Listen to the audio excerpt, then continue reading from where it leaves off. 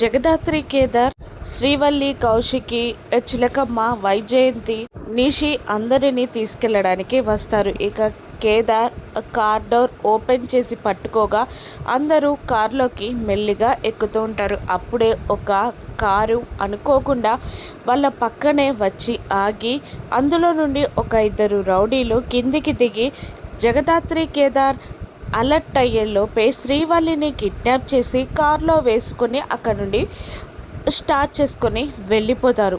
కేదార్, దాత్రి ఇద్దరు ఆ కార్ని పట్టుకోవడానికి ట్రై చేస్తారు. కానీ అప్పటికే ఆ కార్ అక్కడ నుండి వెళ్ళిపోతుంది.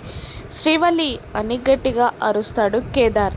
ఆ తర్వాత జగదాత్రి కేదార్తో, మన శ్రీవల్లిని కిడ్నాప్ చేసింది ఆ మీనన్ మనుషులే అనుకుంటా అని అంటూ ఉంటుంది. కౌశికి కూడా ఆ హఠాత్ పరిమాణానికి షాక్ అయిపోతుంది.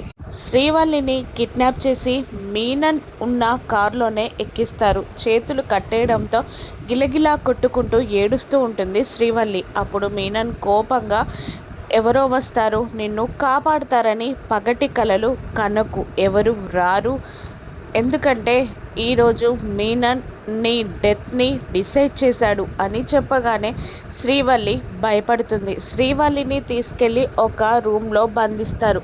అక్కడున్న సీన్ని చూసి శ్రీవల్లి షాక్ అవుతుంది. ఎందుకంటే అక్కడ ఇప్పటికే చాలామంది యంగ్స్టర్స్ 25 ఇయర్స్ లోపు ఉన్నవాళ్ళు కట్లతో స్పృహ తప్పిపోయి అక్కడే పడుంటారు. అది చూసి శ్రీవల్లి షాక్ అవుతుంది. ఇక జేడీకేడీలు శ్రీవల్లిని కాపాడడానికి మిషన్ స్టార్ట్ చేస్తారు. జేడీ ఇలా అంటూ ఉంటుంది, ఇప్పుడు మనం శ్రీవల్లిని కానీ కిడ్నాప్ అయిన వాళ్ళని కానీ కాపాడడానికి ఒకే ఒక్క మార్గం అని అనగానే, ఏం చెప్తుందా జేడీ అని అందరూ చూస్తూ ఉండగా, మనలో ఎవరో ఒకరు కిడ్నాప్ అవ్వడం అని చెప్పగానే అందరూ ఇంట్రెస్టింగ్గా వింటూ ఉంటారు. దానికి ప్లాన్ వివరిస్తూ ఉంటుంది జేడీ. ఓకే అంటుంటాడు కేడీ. కిడ్నాప్ అయ్యేదెవరు? ఈ ప్లాన్ ద్వారా కిడ్నాప్ అయిన వాళ్ళని మీనన్ ఎక్కడ దాచిపెట్టాడో జేడీ టీం తెలుసుకోగలదా? శ్రీవల్లిని కాపాడుకోగలదా?